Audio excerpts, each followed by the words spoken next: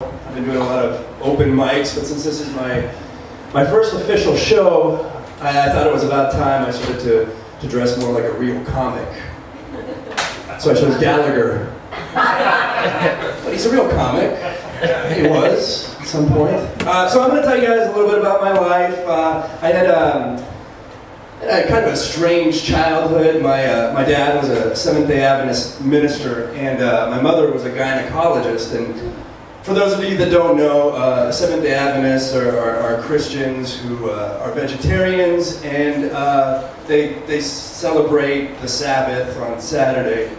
And for the guys in the room, a gynecologist is a vagina doctor. So that was interesting growing up. I mean, as a kid, I couldn't eat meat. I couldn't watch Saturday morning cartoons. But I did know what the clitoris was before I knew yellow. That's right, ladies. I also know that once a month you shed your uterine wall. And I learned that from a book. I had a children's book about periods. A little red dot on it. It was a hand-me-down from my sister. I mean, everybody had that, right? Growing up? That was me. But my mom, being a doctor, she was really big in teaching us about safe sex and practicing safe sex.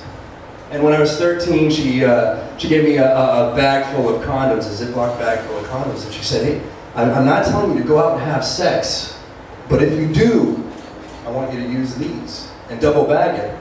And she must have had really high expectations for me, because this was like one of those gallon-sized Ziploc bags full of condoms. I mean, there had to be like 100 of condoms in there. So even if I did double up, that means that I would be having sex 50 times before they expired, which was 5 years. And I think that's a record for any teenager.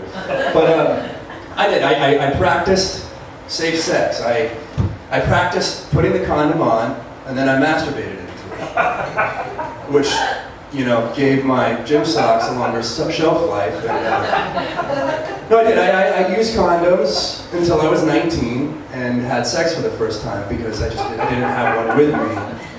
And then I realized, oh, wait a minute.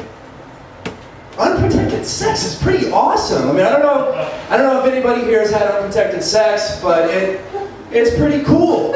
And I still had all the paranoia from being the son of a gynecologist about all the horrible diseases you can get, but I didn't really think about it until right after I had sex. Before sex, didn't think about it. During it, wasn't thinking about it. Right after, I was in the shower with steel wool and bleach rubbing my shit. And